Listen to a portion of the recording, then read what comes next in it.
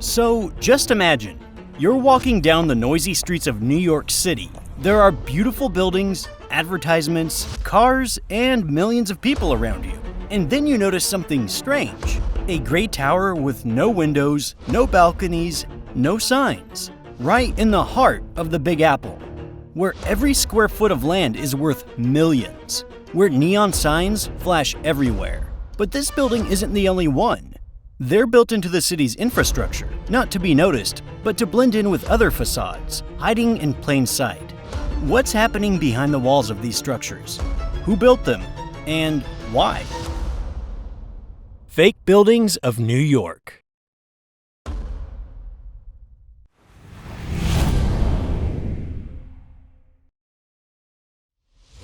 Take a look at the map. Here are some of the most well-known locations that are, in fact, elaborate fakes. And who knows how many more there really are.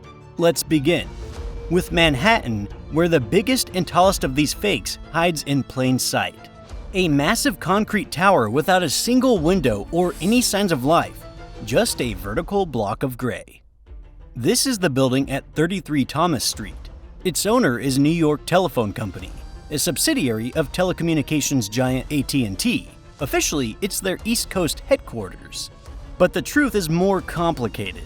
Even before construction began, people could sense that something was off. During the planning stage, the project was called Project X, and its architect was John Carl Warnecke, a man close to the White House thanks to his friendship with Kennedy. He worked on major government projects, from the Hawaii State Capitol to the U.S. Senate offices. Warnecke also designed Kennedy's gravesite, and his ties to AT&T weren't just professional, but familial.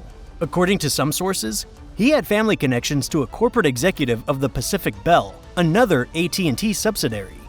In other words, this secret project was assigned to a trusted insider.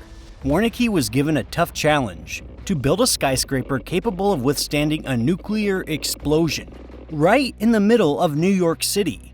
Construction began in 1969, and by 1974, the building was completed. The architect met the challenge.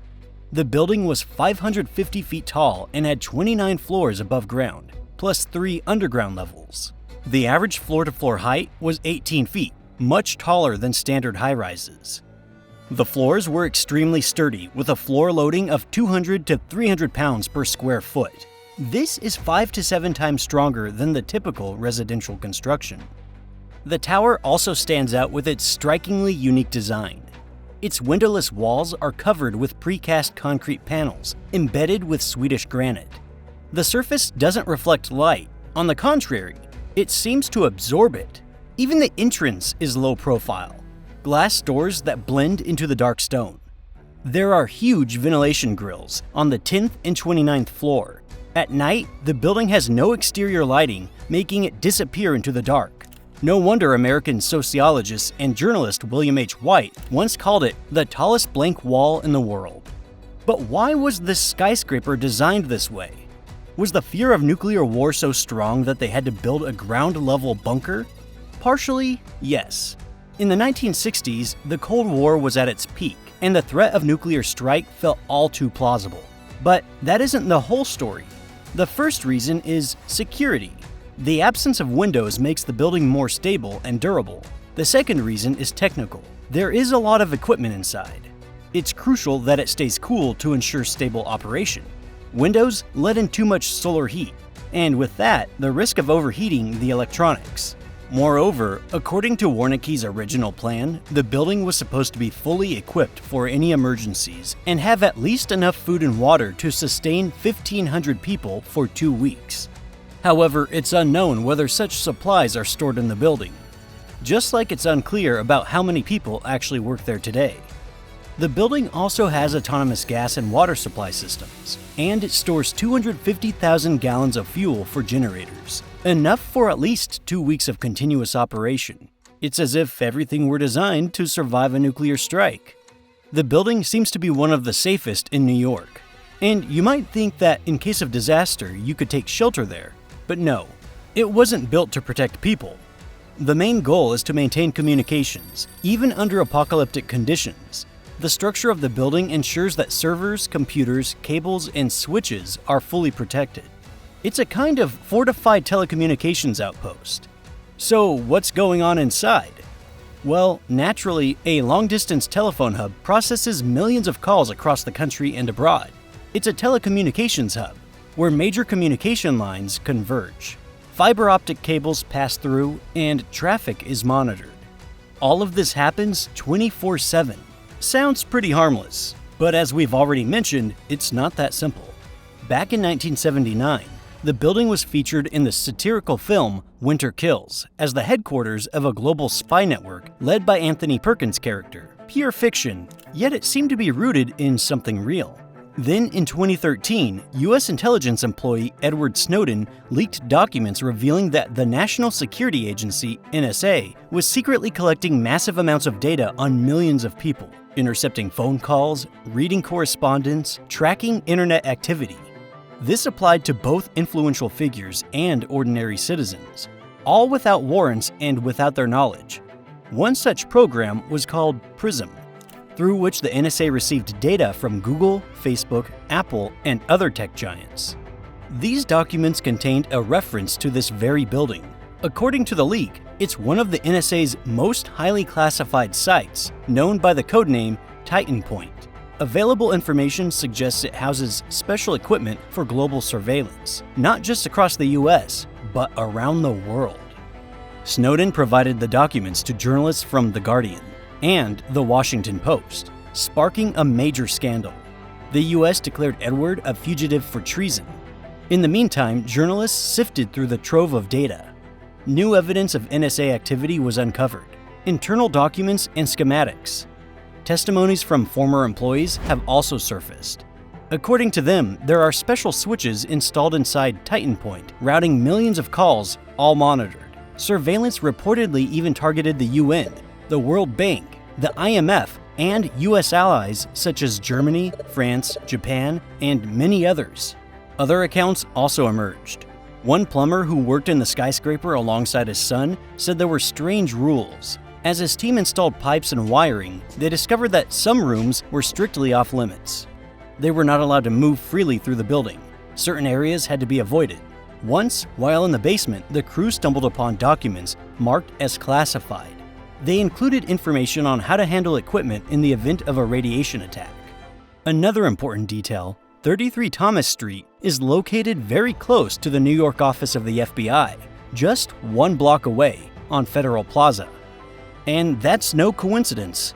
Internal NSA documents from 2011 explicitly state that NSA personnel who needed access to the Titan Point building had to first check in at the FBI office.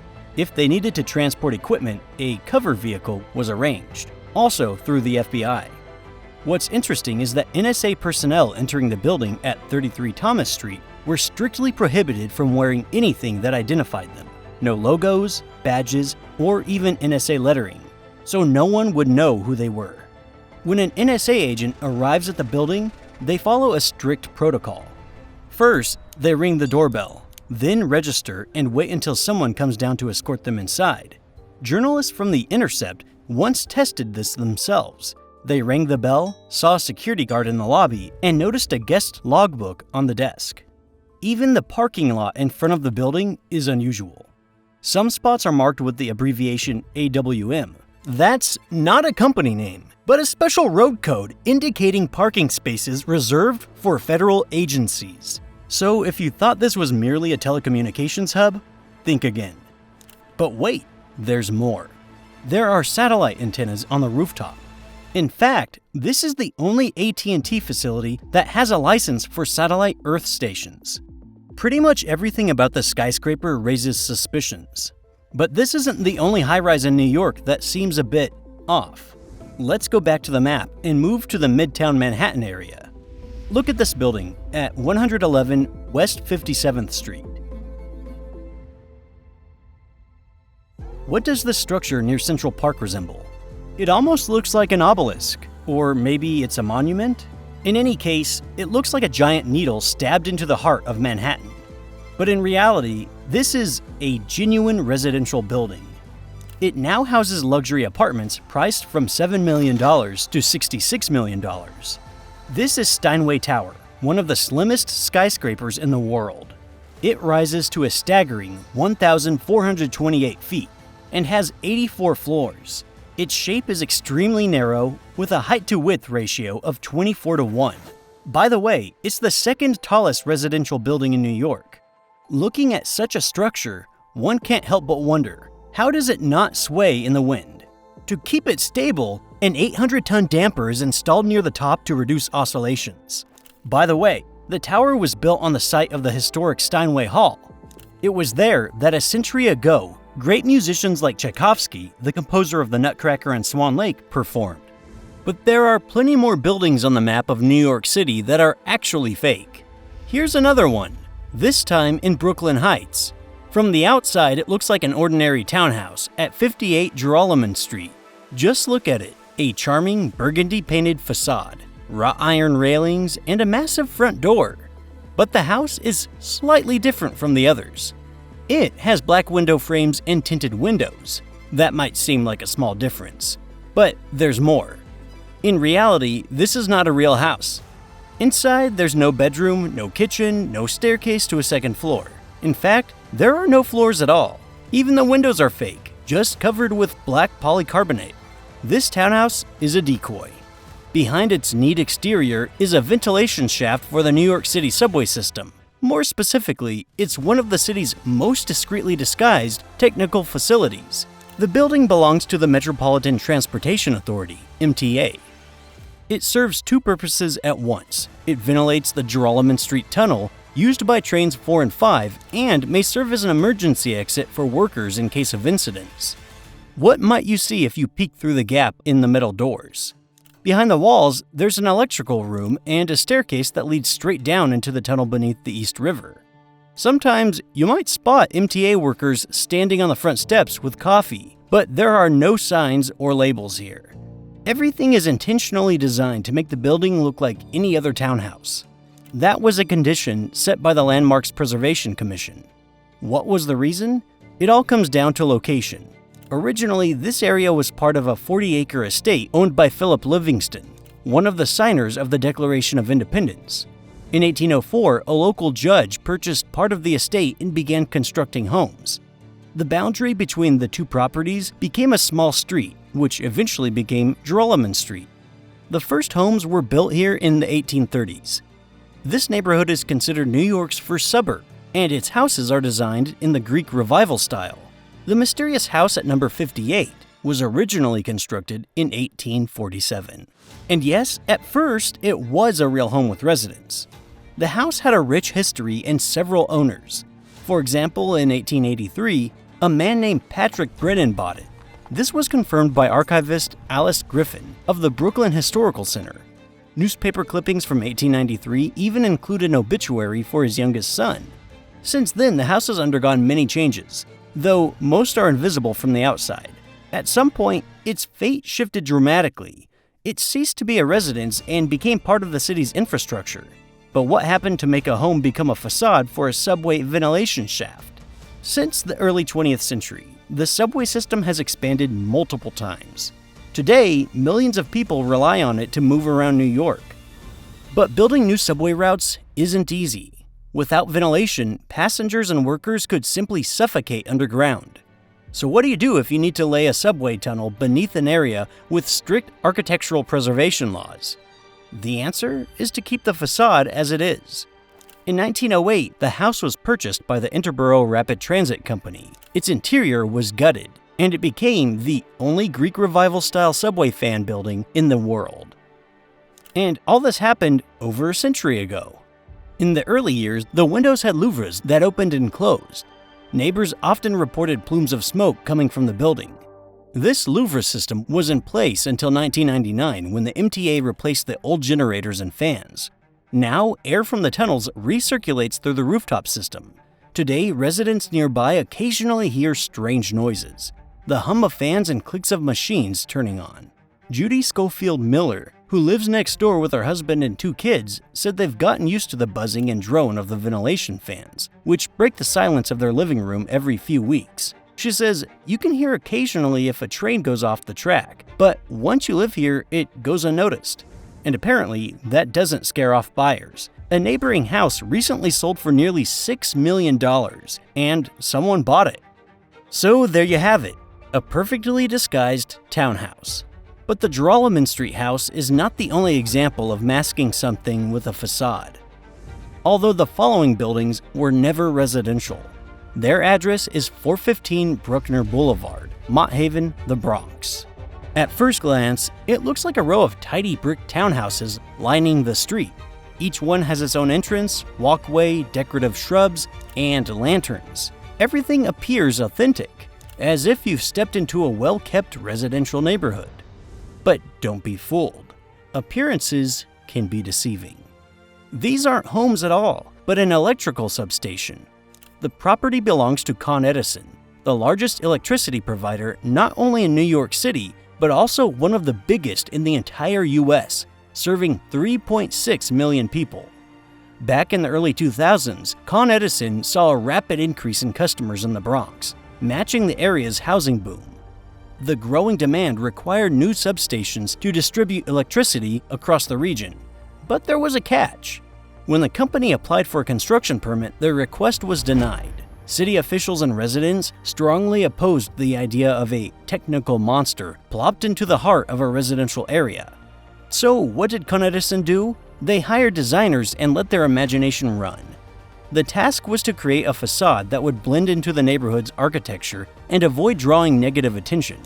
That's how the design, inspired by classic New York townhouses, came to life. Faux windows, fake facades, fences, and even lawns. All part of an architectural disguise.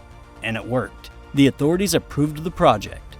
As a result, between 2007 and 2008, they built the Mott Haven substation, named after the area it serves. The facade is made up of 1,150 individual panels and concrete elements, including columns, beams, and fence posts. All of this was manufactured off-site and assembled on location, like a giant puzzle. In the end, they constructed 14 townhouses, 3 apartment buildings, and a corner tower. Visually, the structure resembles a movie set. It looks like a version of New York recreated on a Hollywood backlot. If you've ever visited the Warner Brothers studio, you'll spot the similarities right away. The same kinds of houses found in many city neighborhoods. But here, it's all just for show. The building also brings to mind that townhouse in Brooklyn which secretly houses a subway ventilation shaft. Here too, the real purpose is hidden behind a residential-looking facade. But there are key differences. Besides the fact that this building was never residential, the Bronx's site scale is far more impressive. It operates 24/7. The substation has 2 floors and covers a total of 125,000 square feet. Inside are hundreds of megawatts of power, substation transformers, and high-capacity cable systems. And all of this remains invisible to local residents. Many passers-by have no idea what's behind the neat brick exteriors. One local even admitted that he had driven past the boulevard hundreds of times, all the while assuming it was a high-end residential complex. It's no surprise the project received an award from the Precast Pre-Stressed Concrete Institute, which praised the architects for creating a believable residential space. Though that point is debatable, there's something just a little off about these houses. By the way, here's another building with truly unusual architecture. This time at the intersection of Broadway, 5th Avenue, and 23rd Street. At first glance, it's just another fake house. Take a look at this facade. Too thin to be real, right? Or is it? In fact, this is the legendary Flatiron Building, one of the oldest skyscrapers in New York and a true symbol of the city. Built in 1902 in just 1 year, the structure looks visually fragile, but it's actually a robust steel frame construction. With 22 floors and a height of nearly 285 feet, it's modest by New York skyscraper standards. But the Flatiron Building stands out thanks to its unique design and structure. Its Beaux-Arts facade is adorned with decorative terracotta elements. There were never any apartments inside. The building has always housed offices. For many years, up until 2019, it was home to the publishing house St. Martin's Press, which occupied nearly the entire building. The Flatiron has made countless appearances in movies and TV shows. You can see it in Spider-Man, Godzilla, and other films. In 1989, it was declared a National Historic Landmark. Today, it's valued at around $190 million. And while it might look like a set piece from certain angles, inside it's a fully functional and very real skyscraper. And the next structure lies a bit farther away, in the southern part of Roosevelt Island, within South Point Park. It was once a functioning building. Today, it simply conceals infrastructure. At first glance, it looks like an old research pavilion, or maybe a museum. A compact Romanesque style structure with reddish-gray walls and arched windows. But behind this charming exterior lies a modern electrical substation and the technical core of the subway system. Originally, however, it was something entirely different: a laboratory. It was built back in 1892 when the island was still known as Blackwell's Island. Its southern end was packed with prisons, asylums, and hospitals. The small but elegant building was located between the former smallpox hospital and the Charity Hospital. It was the first laboratory in the U.S. entirely dedicated to pathology and bacteriology. The architects, Frederick Withers and Walter Dixon, were the stars of the era. Working in the Romanesque revival style, they didn't hold back on the arches and rough-cut stone. The lab was funded by the daughter of a certain Mr. Strecker, who wanted to honor her father's memory. She believed science lacked a proper base and gifted the city a whole laboratory. A plaque at the entrance reads, Strecker Memorial Laboratory. As Dr. Child once wrote, it was an example of the good a clever woman can do to preserve the memory of a loved one. The lab was operated by City Hospital and served it as a separate scientific hub. On the ground floor were the autopsy room, routine testing labs, and a morgue. The second floor housed research facilities and experimental spaces. For its time, it was a state-of-the-art medical complex. In 1905, the building was renovated. They added a third floor with a library, museum, and histology department. It also became home to the first pathology institute in the country, funded by the Russell Sage Foundation. Autopsies were performed here, tissues were studied, and theories were tested. It seemed like this would continue indefinitely. But in 1912, the institute and lab moved elsewhere. After that, the building was used by the City Hospital pathologists. But in 1958, it was taken out of service and completely abandoned. By the 1970s, it was on the brink of demolition. But it was saved. In 1972, the building was added to the National Register, and in 1976, it became a New York City landmark. Why? First, for its architectural value, Romanesque style, rare detailing, and the involvement of a well-known architect like Withers all hold weight in New York. Second, thanks to the efforts of the local community and the Roosevelt Island Development Corporation. But landmark status is just that, a designation. It didn't guarantee restoration. The building remained abandoned. Simply now, it couldn't be torn down. Finally, in 1999, somebody decided to give it new life. A new subway line was being planned under the island, and there was a need for a discreet but secure place to house part of the system's infrastructure. The MTA purchased the building and decided to convert it into a power substation for the subway line running through the 53rd Street Tunnel. Efforts to renovate the building began in 2000. The project was handled with great care. All equipment was hidden, and the facade was restored with the utmost respect for the original. Even the brick color and arch design remained just as they were a century ago. The wall still reads Memorial Laboratory, but instead of microscopes and lab notebooks, the interior now holds electrical transformers and subway life support systems. And you'd never guess, unless you were told. That's what good camouflage does. Bad camouflage, on the other hand, always leaves you suspicious. Let's move to another spot. This one is in Manhattan at Mulberry Square, and it's an example of a not-so-successful attempt at a fake facade. At first glance, the structure feels wrong. A solid concrete wall, fake windows, and a facade that looks like it came from a sale of low-budget movie sets. But this isn't a joke, and it's not a temporary construction site. This is a building designed by the MTA, New York City's transit agency, and it stands right in the heart of Greenwich Village, where the streets still preserve the spirit of old Manhattan. Now let's figure out what exactly went wrong here. Previously, the site was just an ordinary MTA parking lot, but it was also home to one of New York's most heartfelt memorials. After 9/11, the fence at the corner of Greenwich Avenue and 7th Avenue became a spontaneous tribute site. People from all over the country sent hand-painted ceramic tiles with drawings, words of support, and the names of those lost. Simple, sincere messages. Around 6,000 tiles were eventually collected. The memorial came to be known as Tiles for America. But time passed, the subway aged, and new technologies were introduced. At some point, the MTA needed a location for an emergency ventilation system, a massive concrete structure designed to pull smoke out of subway tunnels in case of disaster. The challenge was fitting this hulking infrastructure into a historic neighborhood. The MTA chose to build a fake facade, a kind of mask, to conceal the raw concrete behind a stage set exterior. The idea was to make it look like an ordinary residential building, or at least something that wouldn't be a visual offense. But things didn't go as planned. The construction team was given blueprints that left the concrete exposed. No cladding, no real windows, no finishing touches, just plain gray cement with a brick overlay on one side. The rest was empty. Journalist Jessica Siegel spoke with workers at the site.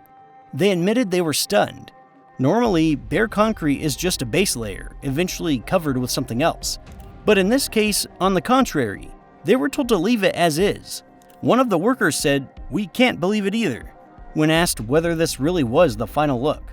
Both confirmed it, and added that they were embarrassed to be building something so tasteless. And yes, this is really finished. One side, bare concrete. The other, a decorative facade with empty window frames. Local residents were shocked. Greenwich Village is more than just a neighborhood. It's a cultural treasure. Every corner here tells a story. Nearby are early 20th century banks, Art Deco buildings, and a historic library. And here, a concrete box that looks like it was dropped in from a post-apocalyptic movie. The Landmarks Preservation Commission, local boards, and community activists all tried to stop the project. They even proposed an alternative: to redesign the structure as industrial-style housing, to add storefronts, space for the tiles, and a public space, to create a memorial instead of a cement eyesore. But the MTA refused. There was also a plan for the facade to incorporate a 9/11 tribute. Part of the Tiles for America collection was to be installed at the base of the building. That was the promise. In the end, only a narrow strip of tiles appeared, as if someone remembered this commitment at the last second. What's interesting is that the MTA isn't required to obtain approval from the city's Architecture Commission. As a bi-state authority, it isn't bound by local landmark preservation rules. And the MTA took advantage of that loophole.